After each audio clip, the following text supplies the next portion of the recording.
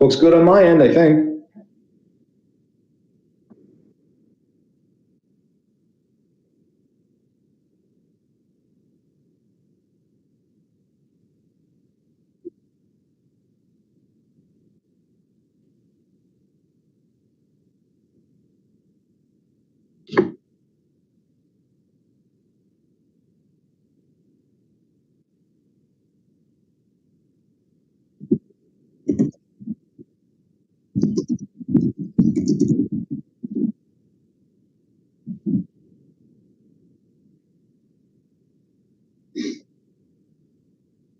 Yeah, we did an episode. Oh gosh, it's probably years ago now, but well, maybe not years ago. I didn't actually look back, but it's been quite a few episodes ago about luxury items. And I mean, then we got into the topic of camp chairs last week, and this, as we were talking about just before we came on, this kind of got the old creative juices flowing in your own mind there about how, as the topic states, how are we selecting our gear? And the thing I wanted to add in on there is how do you pack that gear once you select what you have figured out what you're going to take?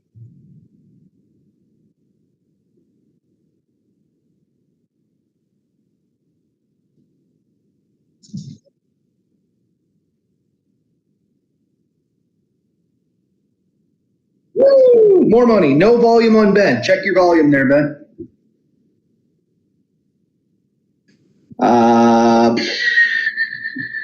Under OBS, make sure that your output sound, make sure your mic is set. You changed your camera just here last episode, I think, and you may have to reset the mic on that under your audio. So anybody that hasn't, Ben is working on that to see if he can resolve the issue. Basically, on Ben's side of the thing, was he wants to talk about how do you choose the gear for the trip that we're going to be taking. Based off last week's episode where we were kind of talking about camp chairs, and we literally said right then and there that that's a luxury item. A lot of times you're not going to take that on all of your trips, or you're not going to take certain chairs on all trips, much like we said, like those great big folding chairs. Yes, they offer a lot of comfort. There are a lot of niceties to them, but you're not necessarily going to drag those into the middle of the woods. So how do you decide what you want to take where? And then once you've figured out what you want to take, maybe we'll chat a little bit about our experiences with our better methods of packing that gear in. Or at least that was my side of it. I think I recapped everything. You got to figure it out there, Ben? I definitely do not have it figured out.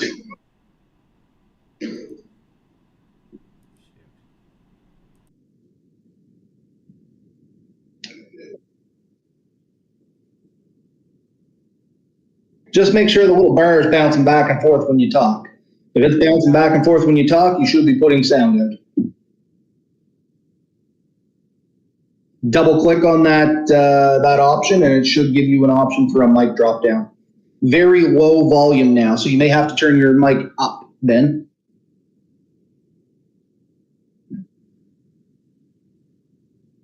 Yeah, potentially.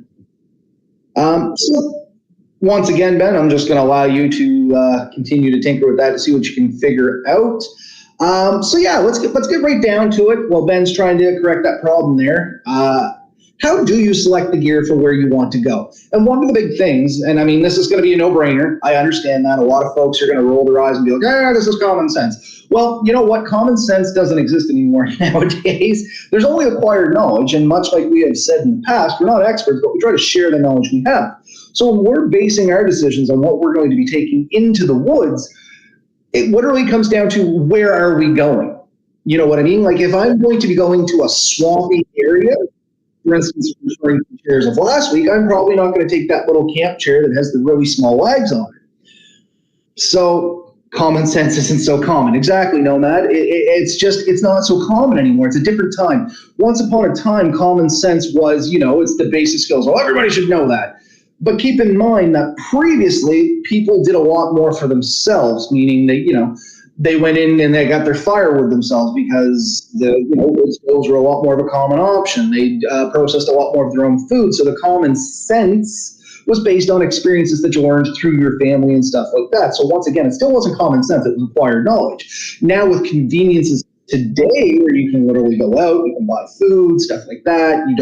Not many people or less people, let's say, have wood stoves, for instance. Not everybody knows how to split firewood.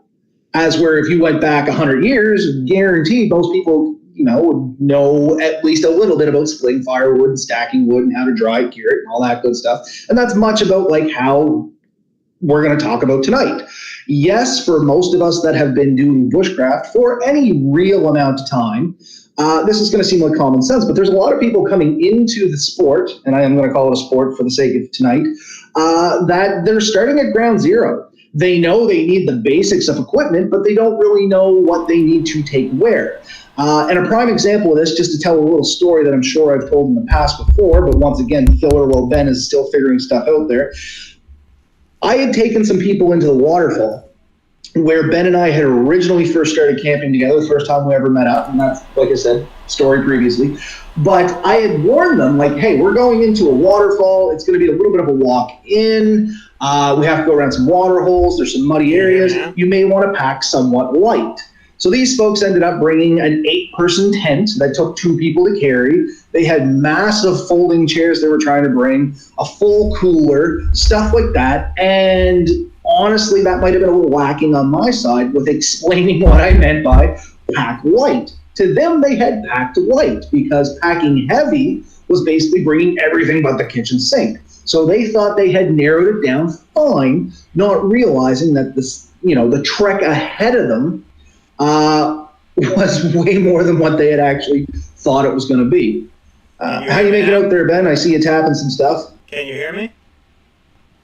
I can't hear you now, bud.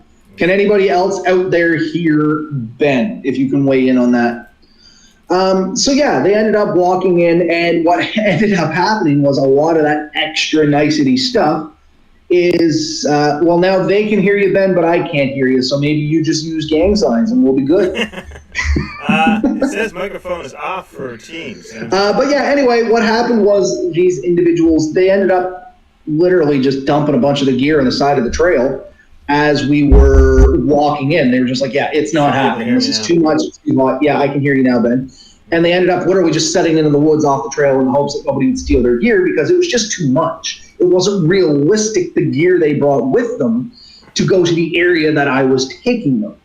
So hopefully tonight, now that I've rambled on enough that Ben hopefully has a sound corrected, we're going to shed some light on this and just a little bit of preemptive thinking for people that may be coming into this a little newer or a little less experienced so that we can hopefully develop some of that common sense skills.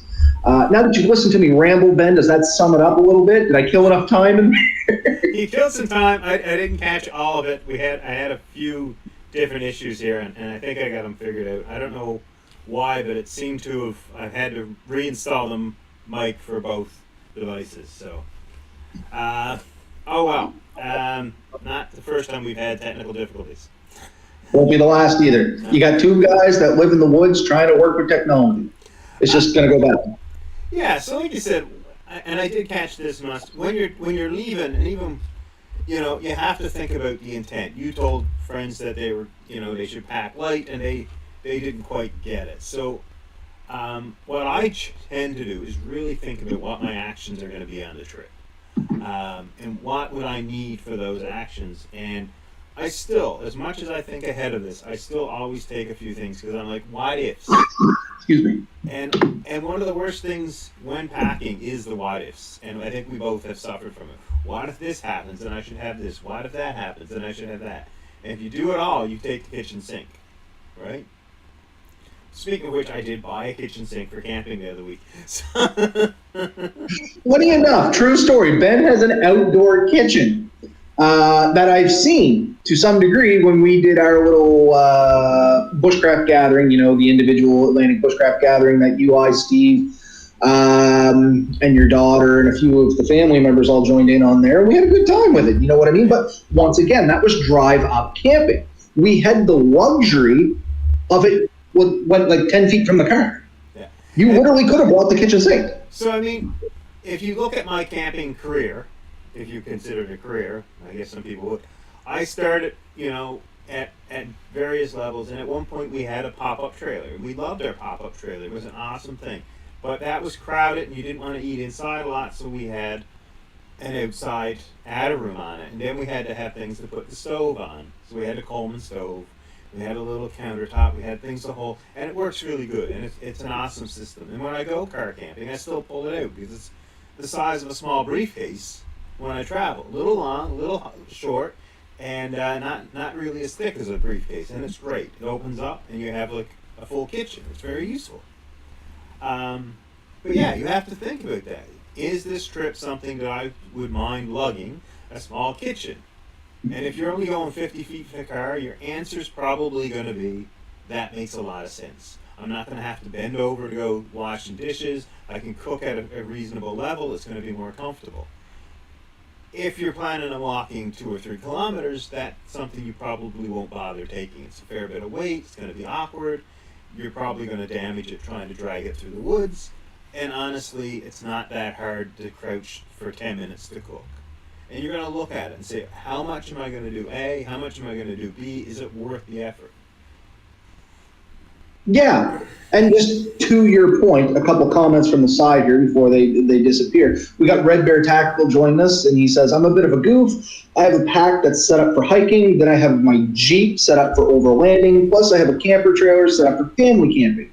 So there's options there. And then Nomad follows up with, I like to pick my pack size for the area and type of trip, pack the bare essentials, and see how much room I have left for fluff and extras. And I guess depending on how far you're going, you may even change your mind onto what is the bare essentials. You know what I mean? Because if I'm going, and I'm just going to grab some random numbers here, if I'm only walking a kilometer into the woods and it's kind of on a trailish area, my essentials for that are going to change than if I'm walking 14 kilometers through thickets.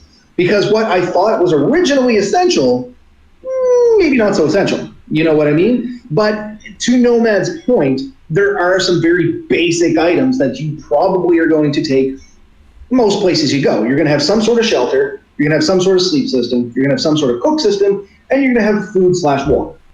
Yeah. How much and what may depend on where you're going.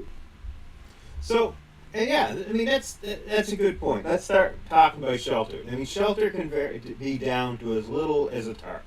Maybe less if you really want to, but if you're carrying it, let's say it's the least I can picture really is a tarp. And even that could be a shower curtain if you want to get super light and a little ingenious with how you do it. So you can go very light for your shelter. The result on a trip means that you're not going to have a ton of room. You're going to have to set it up fairly gently. You know, those are the side results. But it could be as much as a 41-foot tow-behind trailer or more, a fifth wheel, or an RV. Those are all also shelters. Those shelters come with a lot of amenities. You know, in the midst, there's tents and there's other systems you can get. So all these things are your shelter.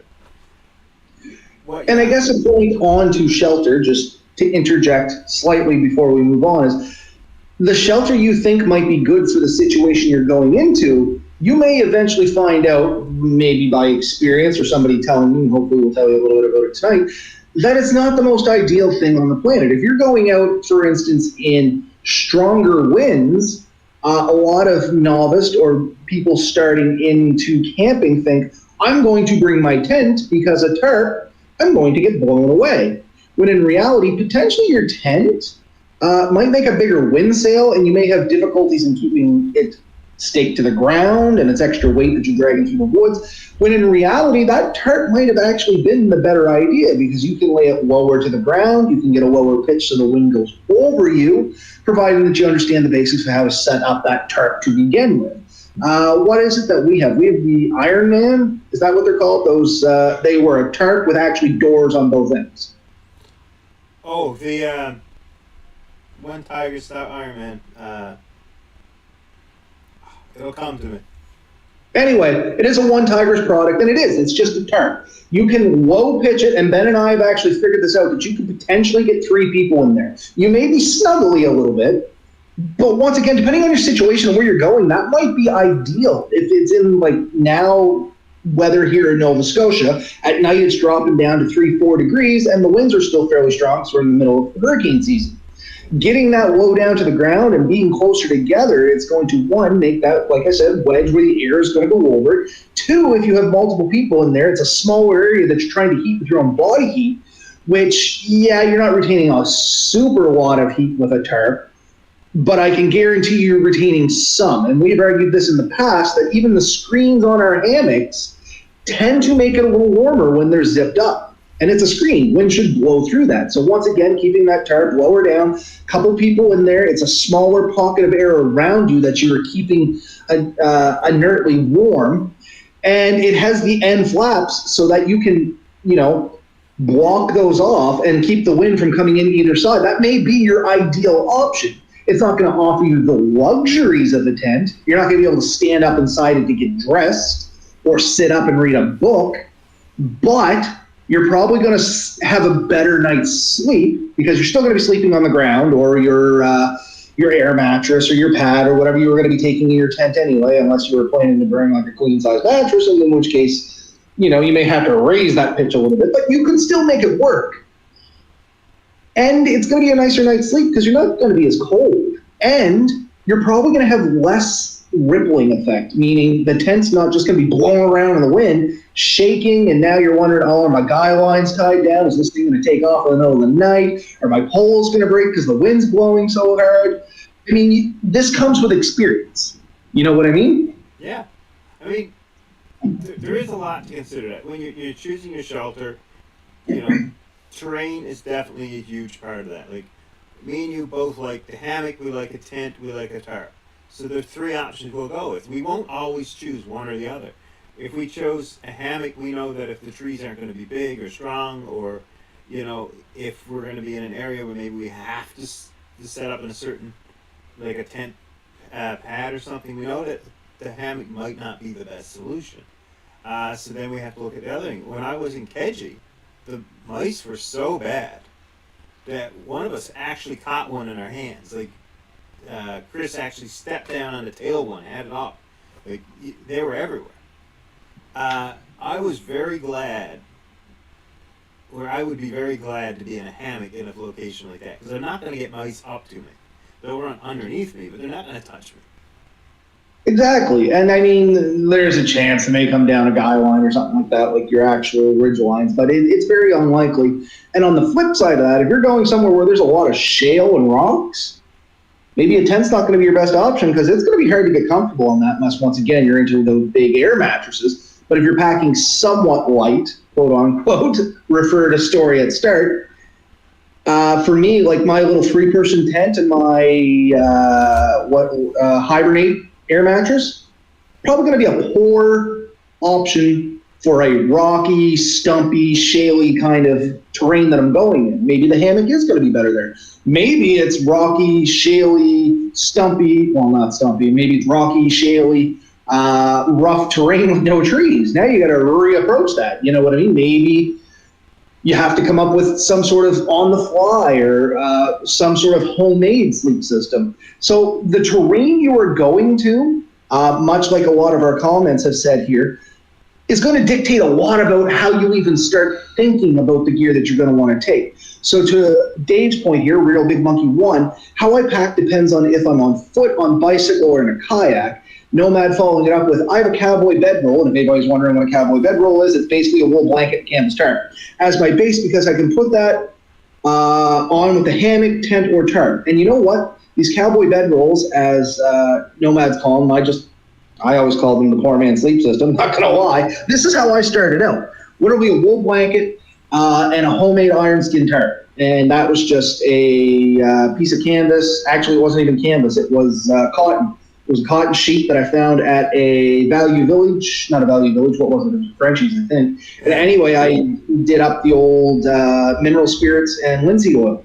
And I soaked it in that, and then I hung it out to dry in my sunroom, literally over the fall and winter, and I didn't use it until the next year, because if you're going to be doing this stuff, realize that anytime you're dealing with organic liquids, the last thing you want to do is, even if it feels dry to the touch, is ball this stuff up, because as organics deteriorate and decompose a little bit, they produce heat, and that's how you get spontaneous combustion. So word of weary on that, if you do want to make iron skin, make sure it stays open and in air for probably doubly as long as you think it should, if not longer. Like, I didn't take any chances. I left this thing up for, no word of a lie, 5.5 months or something.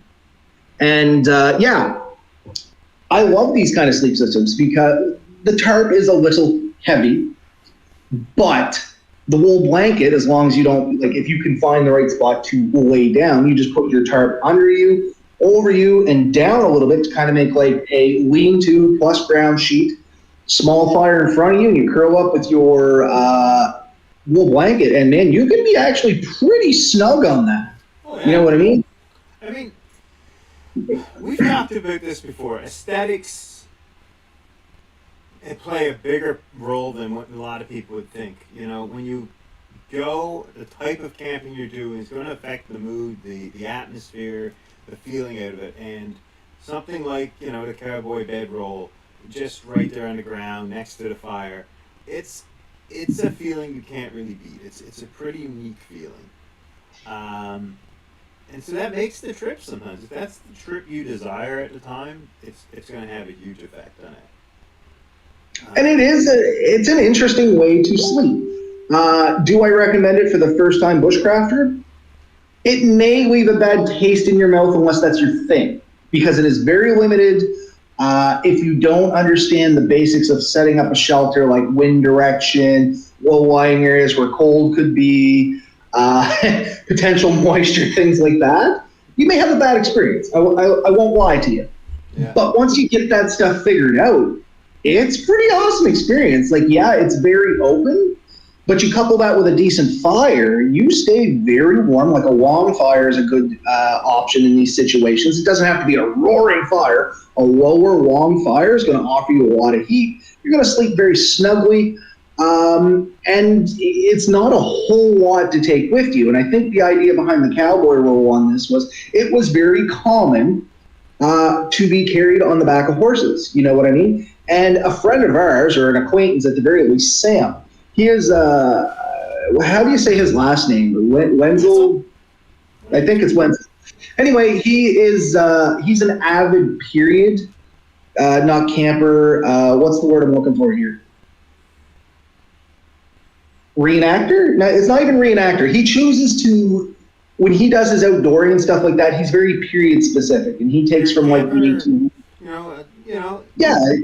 Yeah, and that's what I meant by aesthetics. Like, when you do these things, like, some people do a lot of this. They'll choose a time period or a culture or a system that was fairly common for the area, and they'll camp with that. And you have to realize, like, throughout history, how to survive in the woods has changed based on a lot of things, on culture, on materials, on technology, and on environment. So if you grew up in the desert in the Middle East, you're going to have a different camping style than somebody who was in the Arctic, somebody who was in say a jungle setting, to somebody who's camping in a rainforest like BC, or the rugged terrain of Newfoundland. All these things have their unique challenges.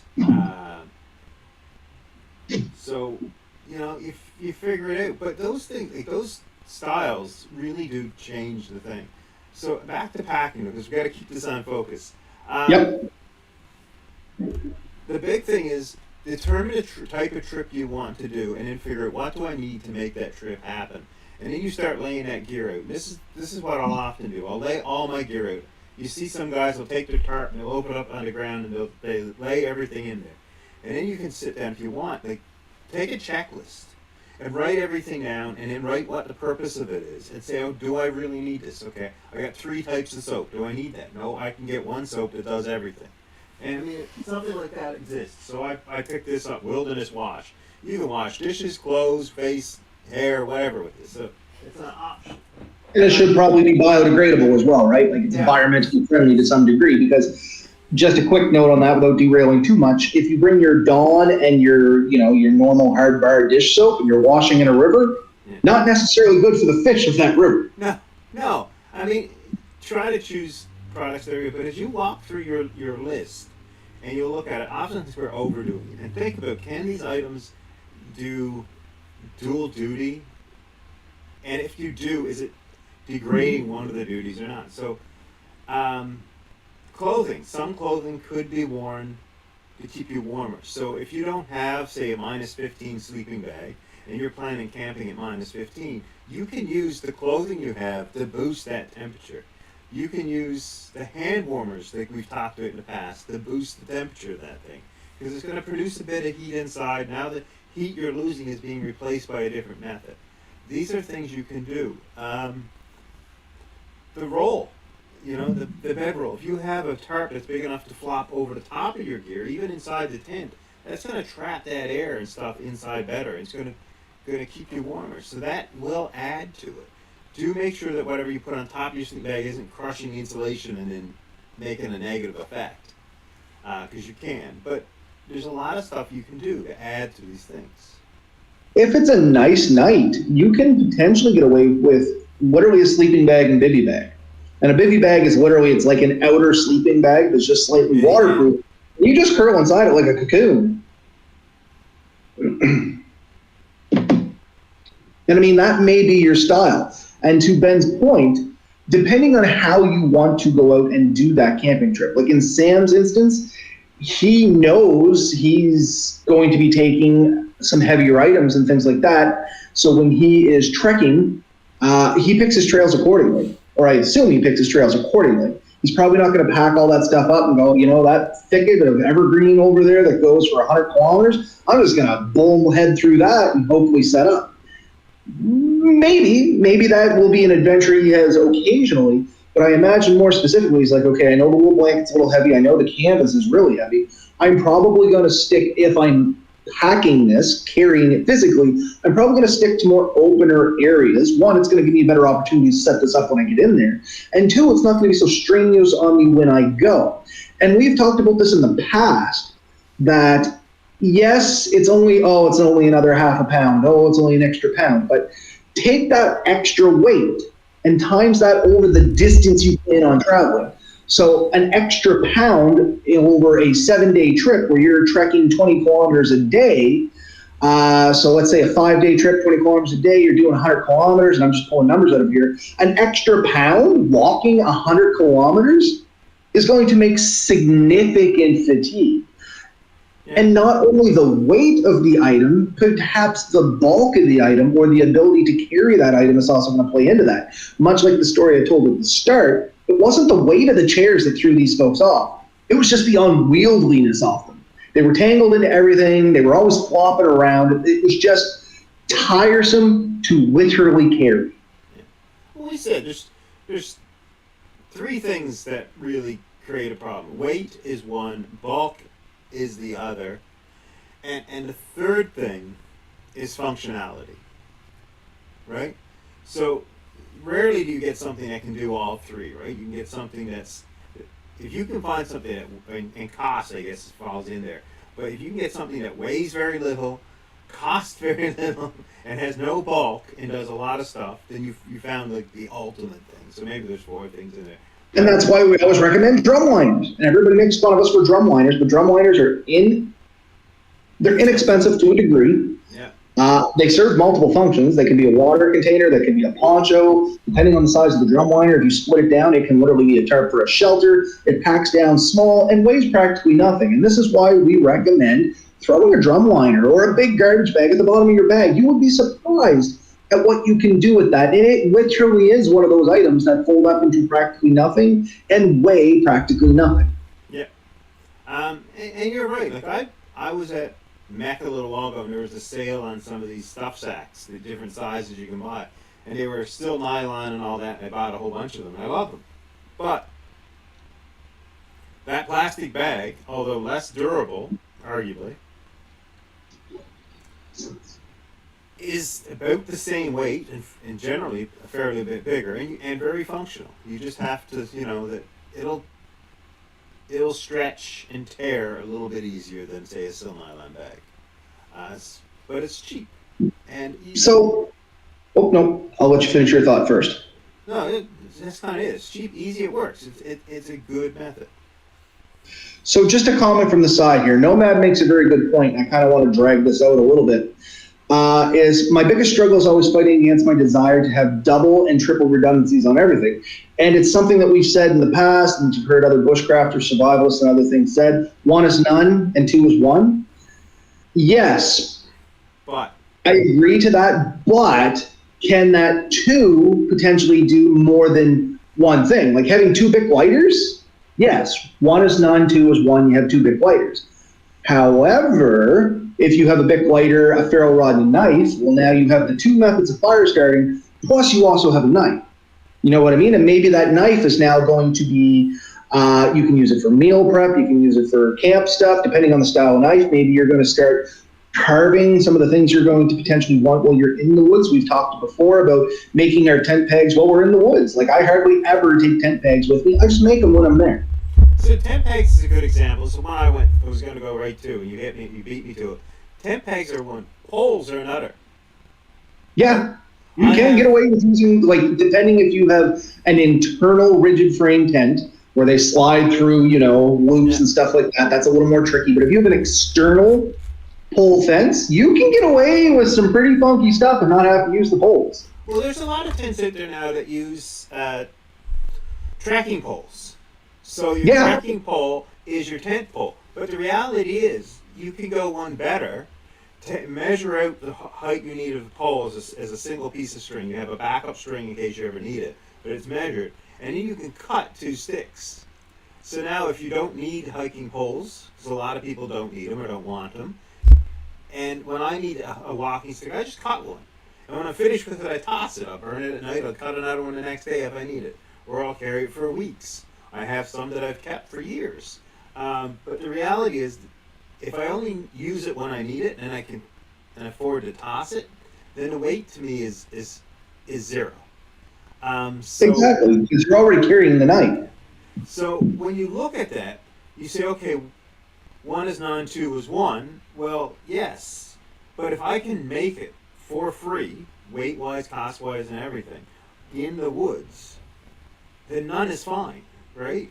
Do I need to carry fire starter when there's birch bark in most forests that I'm going to, or there's going to be other types of barks and mosses that I know I can burn easily? So maybe I was going to say, the only caveat to that thought would be, we're back to know the area you're going into. Yeah. Don't just blindly pick a direction and go and hope it's going to work out for you. Do a little surveying, and you can use Google Maps for that. There's most provinces have especially when you go to the natural resources or renewable resources, whatever happens to be in the province, they'll give you fuel loading maps. They'll tell you, okay, in this area here, it's mostly black spruce. Well, if it's black spruce, 1, it's going to be a little hard to find tinder. 2, it's probably going to be damp. And 3, it's going to attract a lot of bugs and smell bad. Not necessarily a bad area to camp, but things to be aware of. As where if you look at another one, it's okay, this is mostly deciduous trees. Then okay, it's going to be a little bit more open. You're probably going to find a lot more deadfall firewood. It's probably going to be a little drier, and there's a good chance that you're going to have birch or some other type of loose stuff litter that you're going to be able to use as a tinder. Yeah. So, trying to think of other examples of this. I mean, there's a ton. There's a ton of these things that you can deal with. Food is a good one. If you are either a bit good at salvaging food, you don't have to carry as much, right? Yeah, no, completely right. And just to answer a question that Red Bear Tactical was talking about over here, what's the name of the Swedish poncho that turns into a canvas tent? If you have 2 that can be joined together to make a large shelter. And you're right, it is a Polish Lavu, or I don't know how you pronounce that. I actually have 2 of them. Before Ben moved, we were supposed to do a whole series on these things, and it just kind of fell apart. Yeah. I ended up finding, his name was Ambrose. He was actually from down home where I was from, and he was selling a couple of these things off, and it was 2 of them. And they, it had everything. And I was like, oh man, I've been looking for these things for ages, but I didn't want to buy them online because I didn't really know what I would be getting. Yes, it can say good shape, but what's good shape to you may not be good shape to me. You know what I mean? So I like to see and touch things before I buy them, and it just worked out great. I ended up with 2 of these things. I still may do a video on these at a later date if people are interested in them, because I have had them out now, and I've played with them a little bit. My biggest drawback to those things is sheer weight if you're just packing them. But if you use them like the ponchos they're supposed to be, you wear them in. and you're wearing your shelter as you're walking. Yeah, so I mean, the poncho then replaces the jacket you would have wore anyways. It replaces a rain jacket if you were going to wear two, right? Or a windbreaker. It becomes your main outer piece of clothing. And then when you're set up, you have a shelter. The only downside to that particular system is once you have the shelter set up, you no longer have an outer piece of clothing to wear. So, you're now, if it starts to rain or if it gets windy and you're in camp, you're pretty well forced to spend the rest of the night inside the shelter or take the shelter down and regain your jacket. So I think the one I got even had the pouch, or the hole, I should say, where you could put a small chimney. Yeah, I was going to say, I always call them thimbles, but the fireproof patch where you can run a chimney. Yeah. I mean, it's a great idea. So like these are things when you look at it, is it multi-use? Can I use it for more things? If I use it for more things, am I limiting myself? So some things, if you're using it, for one, and it's at a time you're going to need it for the other thing, then it's not helpful, right? So if you need a shelter and you need a jacket, then that might not be the great system. But if when you give up one, you're taking the other, then yeah, it's a perfect system. And just a quick blurb on these. I think they were, and maybe you can correct me if I'm wrong, Ben, because I know we've had this conversation before. They were very popular in the military simply because if you had one, it was basically a poncho, you're on patrol, you're scouting, or you're just on watch. If you and a buddy put them together and you both slept inside, well, now you have a shelter for two of you, and you can share that body heat along with your sleep system to make it a little more comfortable. Yeah. You're conserving that body heat and stuff like that, and that way it did, I don't have to carry a full shelter system. I'm only carrying one half of it, which you can kind of put into a teepee style. I have looked at this. It works fine. It's just a steep wedge with an open front. But if you and your buddy put them together, well, now you have a full-on shelter that you split between you, and it's actually a little warmer inside. So that was the whole idea behind them originally. Yeah, and it's not super roomy. Like, it's two people in there, especially like two guys like me and you. That's a full shelter, but that means that there's not a lot of wasted air in there. Like, the Canadian. I set it up. Yeah. We had it at the at Cliff's Landing when you and I went that time, and we set it up. And it was only like 8 feet across at the bottom. Yeah, if that. You know what I mean? Yeah, we figured that the two of us would almost have to be kind of wrapped around the middle, and that you have to be comfortable with the person you're with. It's not something you're going to share with a complete stranger. And it's not going to be your worst enemy either, because you are basically going to be tailpipe to tailpipe, to be perfectly honest. Yeah. But one of the things with that is even more modern day. So when I was with the reserves, and they used to give us, I think it was the ground sheet they called it, but 2 ground sheets zipped together to become a A-frame style setup. And 2 people could sleep under that. And you could actually join multiple ones and make a much bigger tent, so that there was a zipper on 1 or 2 sides that allowed you to join them in different configurations. So we made larger shelters with it. And it meant that, you could have as big or small of a shelter as you needed. If it's just the one person, it's just a cover to go over the top of you or something to go underneath you. If you got 2, you can make a cover over the 2 of you. It's a very neat system. That one works well too. The only thing is the Levu provides a sealed system, where the other one is you're just covered on 2 sides, so you have to set it up correctly. It takes a bit more skill, and if the weather changes a lot, you may regret your decisions. Anyway, getting back on topic again. So once you figure out where you want to go, figuring out where you want to go and what kind of trip you want to have is, the 2 most important pieces of information to dictate the gear you're going to take. Once again, I know, groaner, eye roller, common sense, whatever you want to call it, but it's true. Those are your 2 big pieces of information you got to figure out before you even start thinking about what to take. If you're going to travel a long distance, you're going to pack lighter. If you're traveling a short distance, you can probably pack a little heavier. Take a few more nicer things. And then once you figure out where and how you want to get there, how comes into this equation too. Are you walking? Are you biking? Are you boating? Are you driving right up to it? That's also going to dictate what you're going to do. But I mean, it's still going to come down to you need the basics of survival. You need the food, you need the shelter, you need water, you need cook, and you need heat. So, but if I was, say, going to Cliff's Landing again with you and the other folks, I might bring my, Coleman stove instead of my little butane individual burner. I might take my camping chairs instead of taking my little fold-up chair, or not taking a chair at all. I might take a heavier tent or a larger sleeping bag that's, it's not my $200 or $300 ultralight, super high-tech sleeping bag. It's just my Coleman big box mart. Yeah, it's a great big tent that takes up a whole lot of room, but it's super comfy and I can spread out inside it kind of deal.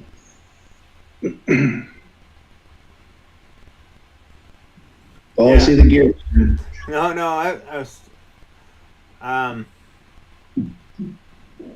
yeah, so let's try to focus this a bit, because I know we are a little off topic here. Like you said, you determine where you're going, what kind of stuff you're going to go. Now you've tried to put it together, you're getting it into your pack. And this is where you're going to realize your decisions. And like you said, your means of getting there can change this. If you're going into winter and you have a bulk sled, you're taking more stuff. You have room to take more stuff. You still have to drag it. It's still going to be weight. If you're trying to hike in with the minimum amount of stuff, you're going to have to lower this. Oftentimes, this is where you're going to start trading off. And you're going to take a look at it and say, okay, I really want to take this, but it's too big, it's too bulky. And then you try to figure, what can I trade it for? What can I move out? And as you get on in your trip, you may end up purchasing a lot more gear for this. This is why me and you have a ridiculous amount of gear, because there's a time and place for each piece of gear, and you can't ever afford to have every one of them. Know that if you don't have the ideal gear for the trip, it is going to be a little bit more effort somewhere along your lines. You're going to pay for that with physical effort or comfort. Yeah, 100%. And once again, call it common sense, whatever you want to call it. Whoa, I completely lost my train of thought. Just like that. Gone. So, yeah. Anyway, moving on. So down to it, let's get to let's highlight the points and see if we need to move on further or not. Figure out where you want to go, figure out what you need to do, what your style of camping you're going to go with. And then make sure that those two things match. And if they match and you've laid out all your gear, now you need to figure how am I going to move this stuff. And this is where the packing comes in. So you try to figure out, can I fit it in my pack? What you may find, what you will likely find, is that you've packed too much stuff. You have too much stuff. This is where you start weeding things out. You go through your list and you say, okay, I really don't need that. I don't need that. And this is what we said from the beginning, is we tend to overpack because we overthink things. And we come up with scenarios that aren't likely to happen. So, be realistic with yourself. And then ask, is this a need or a want? Do I need, 3 flashlights? Or do I only want them? Do I even need a flashlight? I'm going to have a fire at night, and when I'm sleeping, I don't need to see the dark. So why do I need a flashlight? There's one on my cell phone. Can I use that for the few times when I need to pee or in case something wakes me up at the night? And you might say, okay, I don't need the flashlight so much. And you're going to look at each piece of gear and you're going to make that decision. What do I need it for? How often am I going to use it? Is it worth the effort for carrying in? And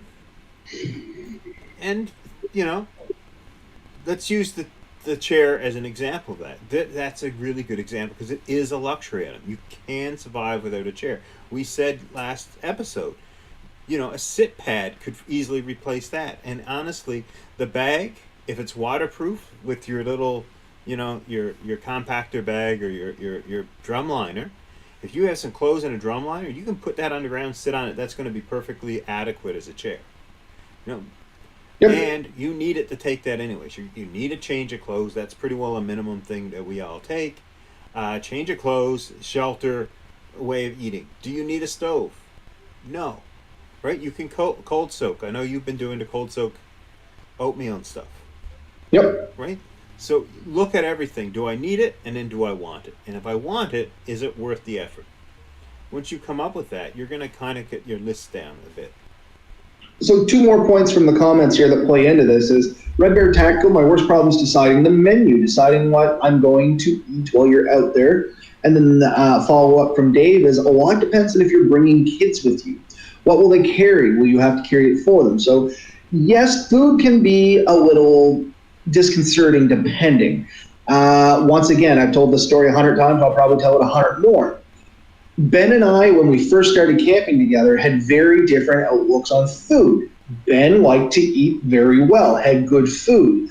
I went for the absolute minimalist. I had like a cup of white rice, a cup of oatmeal, and a handful of nuts, and maybe a few pieces of beef jerky. Like, I was very minimalistic on my food. Basically, something that's a little higher in carbs and sugars to keep me running, so I got calories out there. But that's pretty much it. And now I'm the other way, where I'm like, you know what? No, I want to eat some good food when I'm out there, because we've talked about food being a good part of the camping trip. You know what I mean? If you're going out there and you're experiencing the outdoors, but you hate the food, you're going to end up disliking the whole experience. As where if you're going out there, you're enjoying the outdoors and you're eating well, it makes it a lot more fun. And to Dave's point about, it's not only kids, it's, are you taking anyone with you, and what is their skill level? Are you packing extra gear potentially for them? Because in this instance, like I said with the story at the start, I did pack a few extra things because I was fairly confident these individuals were going to be lacking the key items of things they needed in place of things they thought they needed. Their wants were wants and not really needs, and that's exactly what it turned out to be. That's why they ended up leaving a cooler in the woods and a couple of chairs and a few other things, because they weren't needed. Because the cooler, let's not kid ourselves, that was just full of some adult beverages, which, yeah, if you want them, that's good and dandy, but you want to carry them 2 kilometers back in the woods. And if you do want to take a few drinks, because Ben and I, we take the odd can of adult beverage. You know, we're not taking enough to get handled back there by any stretch of the imagination, but we do enjoy a drink. So we tried, you know, like 2 or 3 cans of things that we hadn't tried before, and we used the river to cool them down. Yeah. Yeah, no, I mean, yeah. And honestly, I figured out recently I'm a bit of a cheaper drunk than I used to be, so maybe I can get it. But, yeah. Comfort is always an indication on that, and we said that food makes a huge difference. If that's where you want to cut, I can honestly say an absolute essential, though, is a good spice kit. Oh, absolutely. And you can cut on weight on food, but not necessarily sacrifice the quality of food. Dehydrating is a great example of where you can just add some water and still have some really delicious foods. We made a dehydrated spaghetti with spaghetti squash as the noodles, and I thought it was awesome. It rehydrates really well, and you know you're only carrying in a few grams, but when it rehydrates, it's a lot more than a few grams, and it's a very satisfying and filling meal. So yeah, that's a really good one. And like I said, spices make or break a good meal. When I was doing the military rations, Meal ready to eat, MREs. Actually, I don't think they're called MREs in the military. They're called something else. Something like that. But yeah, that was the thing. The food was horrible. It honestly was. But the thing, when my sergeant told me, he said, like, go to the dollar store, go to Walmart, and they have the little pack of like 7 different spices, little round drum, and you buy that, and then you pour a whole bunch of the spices. You want to open all of them, just shake it in, and it makes a world of difference, right? White rice with some spices in it, way better than white rice without. You know? 100%, and this is what I used to pack with my rice. I got these, there were these little Ziploc bags from the dollar store, and I'm going to be honest, I always called them dime bags. I don't know what the actual name of them is, but anyway, they're tiny little Ziploc bags, and you would just measure out your individual spices. I put some like salt, pepper, Italian spice, maybe some lemon powder, some garlic, onion powder, and you just measure it out into these packs. You make up a cup of rice. You dump this package in. It's got some flavor and some sustenance to it. So spices make things amazing. So yeah, bring lots of spices. They don't, bring some spices, not lots perhaps, but they do make food taste better, even if it is the blander stuff. Red Bear Tactics says whiskey is dual purpose, relaxing nighttime beverage, also a great disinfectant. If I'm soloing, not necessarily if I'm soloing. Yeah, even when I'm soloing, I generally bring a small flask of some sort of high alcohol content alcohol. Simply because, not because I want to sit back there and get wasted. If I do want to have a little nighttime drink while I'm sitting around the fire, like, a very small sip, it's there. If I need it as a disinfectant, it's there. And it's also a fire starter, you know what I mean? If you were really having a hard time getting the fire going, I can guarantee you 100% of the time, I'm going to dump that flask onto my stuff to get it going, because I would rather stay warm. Yeah. So, yeah, we didn't get so much into, and I never really planned on getting too much into, but I think we can cover a little bit of it because we have a couple of minutes here. Once you get all your stuff and you're deciding to pack it in, there is a couple of hints we did want to share. And one of them, we like to, I think both of us do this, and we're more and more getting away from pockets, but just group like items together. So if you have a few small stuff sacks, if you have a couple, they can be cloth bags, they can be Ziploc bags, all these things work. But take your kitchen stuff and put in one bag, put your nighttime stuff and put it in another bag, and you group this together so when you get to camp and you have to pull it out, you can quickly get what you need. And that makes a big difference. If you just throw everything in one bag, it maybe saves you a few grams, but the reality is it, especially if when you're taking everything out to find that one item, it gets wet and dirty, have you saved a ton? So being able to protect your gear and keep it separate, keep your dirties aside from your cleans, and just protect each of those gears, that really helps. And when you group things, grouping is great in life, by the way. When you group things, you kind of understand what you're doing, right? And like you said, at the very beginning, you have your shelter, you have your sleep system, you have your food, right? You have maybe your what's the word? Your cleaning kit, your hygiene kit, and then probably your fire kit. And your fire kit really doesn't have to be that big. I see a lot of guys going with a large fire kit that contains a whole bunch of flammables and combustibles and 2 or 3 fire lighting methods. Keep a lot of it simple. And then if you want to add something later for fun and enjoyment, go ahead, right? But if you can get your absolute minimums, then you add the extras. No, 100%. And another thing that's going to sound a little silly is know where everything is in your pack. Everything should have a place. That generally keeps you from overpacking. And when you go to put your stuff away, this tends to happen a lot for new people and experienced people alike. The bag packs up real nice at home, but then when it comes time to break camp, you just can't seem to get it all back in the way it was supposed to go.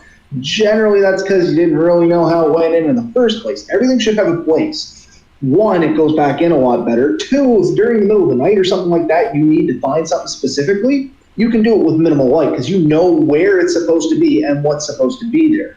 The follow-up to that, Dave hit the nail on the head here. Since I started sewing, I always make separate drawstring pouches for gear. Great way to keep your like items together. I'm big on this. I got a sewing machine. I don't lie about it. I make stuff.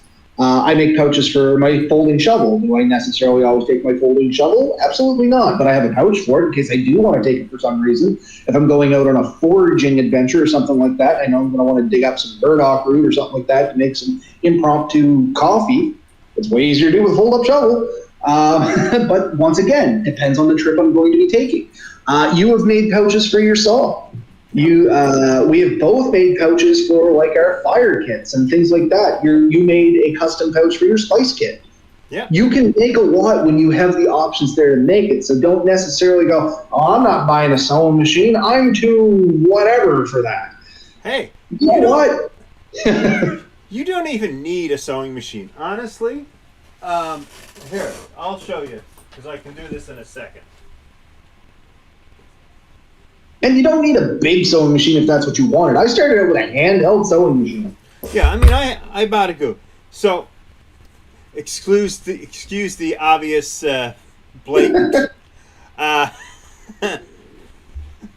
self-advertisement here, but this here is a square of cloth.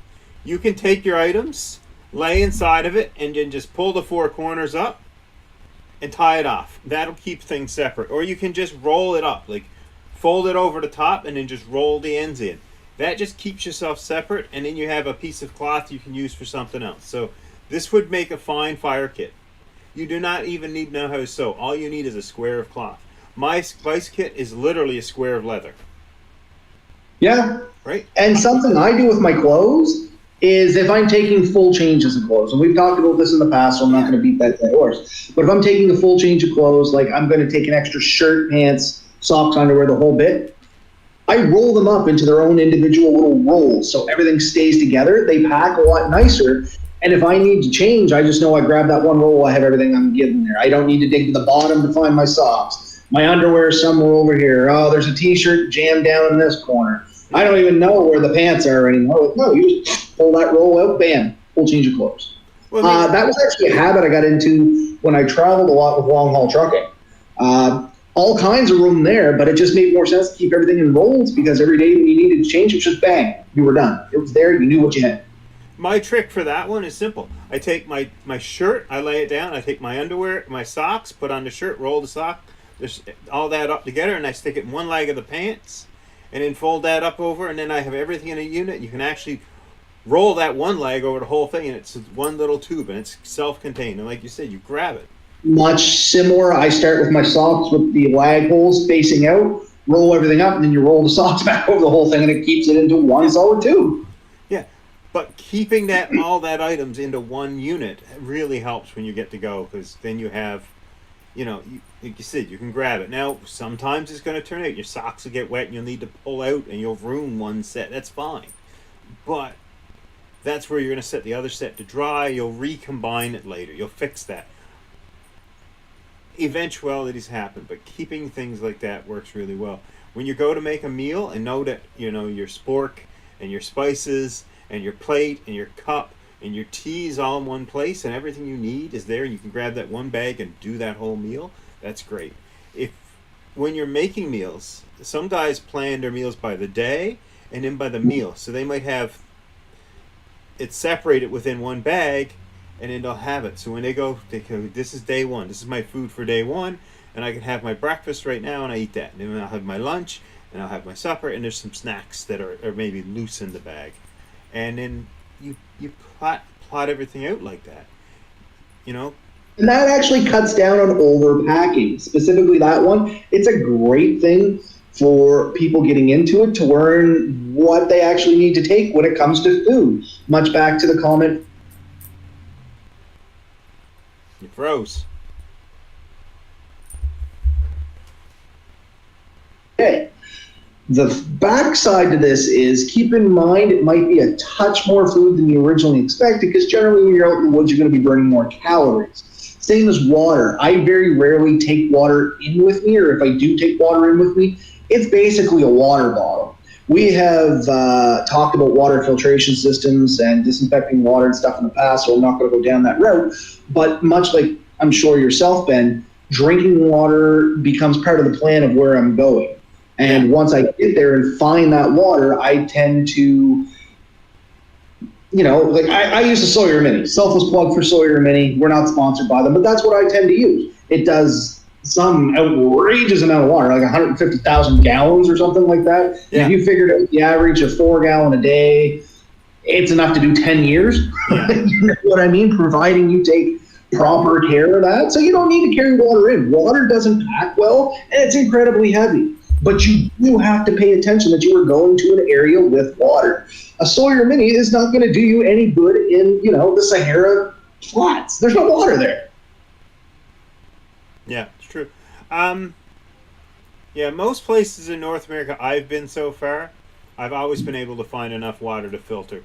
That's never really been an issue. So, like you, I don't carry a lot extra. In fact, we have two methods we carry now: the Sawyer Mini, and we have the Life Straw cup, I guess. With just a bottle. I get a bottle, I guess, with a straw in it, and the life straw is inside. Yeah. Yep, I know exactly what you're talking about now. I thought maybe it was one of those gravelly systems No. where it's almost like a French press and you push the water through. Real great filtration system. I just haven't had the chance to use one yet. Or it looks like a real good filtration system anyway. The water bottle method is really good if you're canoeing. Like that's where we started using it, is because you take the top off, you just scoop up some water, put the bottom, you screw it together, and you drink and you go. And so when I do portages and canoe trips, we take that, but the Sawyer Mini's there for when you're at camp and you want to build up enough water. And it was a debate I had a little while ago. Is that worth doing? Is it worth double filtering water? And I think it is. Not to, so in this case, I will fill that bottle up with filtered water when I can, so that the life straw will last longer, because the Sawyer Mini is black flushable. So to me, it's basically infinitely renewable. But the life straw bottle is not, and you have to replace that filter after a period of time. Now, so far, I have not had to do it. It's quite a life, but I would know that if I use the Sawyer Mini, then if chances are it's not going to filter anything out on that, and that's not using up its life. Yeah. Nope. I like that thought process. I am looking, we are coming up on 10 o'clock there, Ben. Yeah, we can wrap it up. Anyways, I think we hit a lot of points. Whether we were coherent enough, I hope we were at least entertaining. But yeah, it's in the end what we wanted to get to. I think is covered there. You know, when you're packing, think about where you're going and what you're going to need. Try to minimize that gear, and then you can pack in groups, so that your stuff is really easy to get. If when you're finished and all said and done, that's when you start to look at your luxury items. And so if you're all packed and you realize, hey, I got enough room, I don't mind carrying a few more pounds, then we're going to pull out our chair or our lantern, or things that are going to add to the experience. Maybe we change out a meal to something that's maybe a bit more special, because it's going to weigh a bit more or be more difficult to cook in the woods. But get your minimums. What are your absolute minimums you can go with? And then take a look and say, okay, do I want more or not? All right, just a couple comments from the side here just before we sign off. Some of them are relevant. Red Bear Tactical, parts of BC are called high desert, very little water available. Careful, Will, you're exploring around Merritt Bend. Yeah. We also have Matt Wolseley joining us tonight. I look forward to your shows every week. You guys help me a lot, much appreciated. No problem, Matt. If you ever have any questions, man, feel free to shoot out to us. We'll try and answer them the best we can. If you want us to talk about something specific, by all means, drop us a message and we'll try and cover it for you.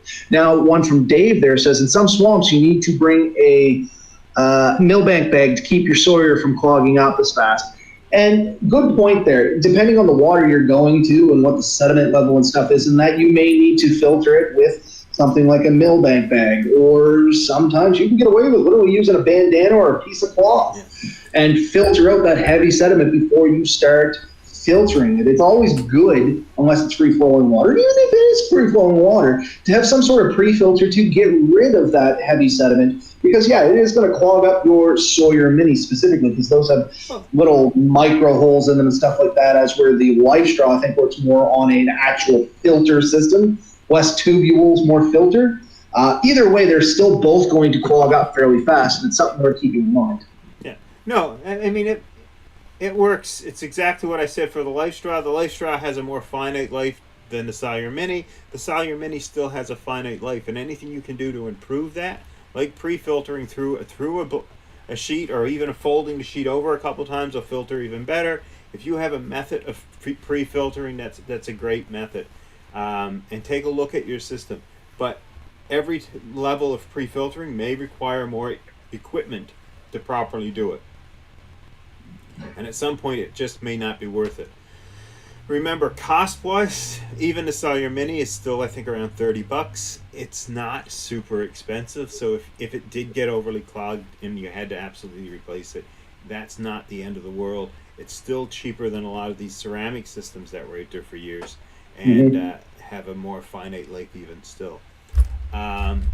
So, you know, balance that stuff. But if you're depending on a piece of gear and you go out and it breaks or fails, there's nothing you can do to replace it till you get back, most likely.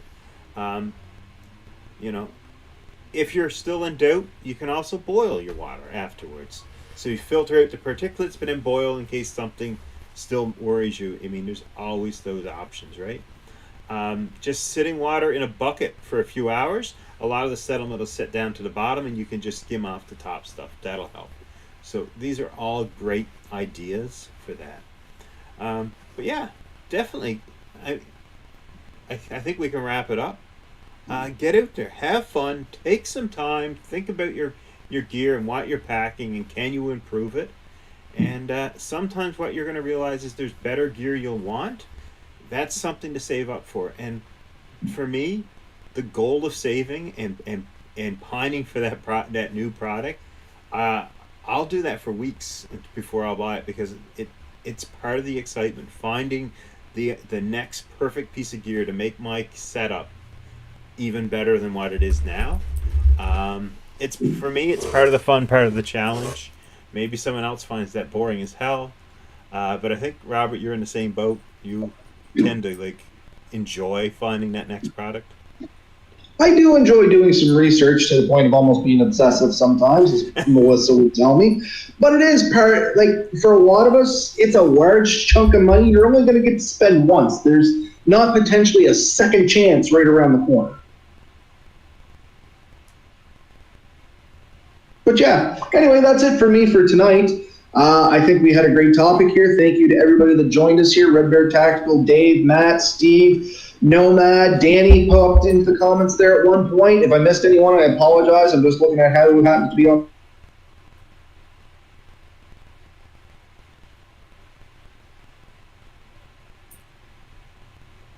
that emails. Several times now, people telling us about their experiences, and we always look forward to hearing about them. Yeah. All right. Night, everybody. Night all. Get out there, have some fun.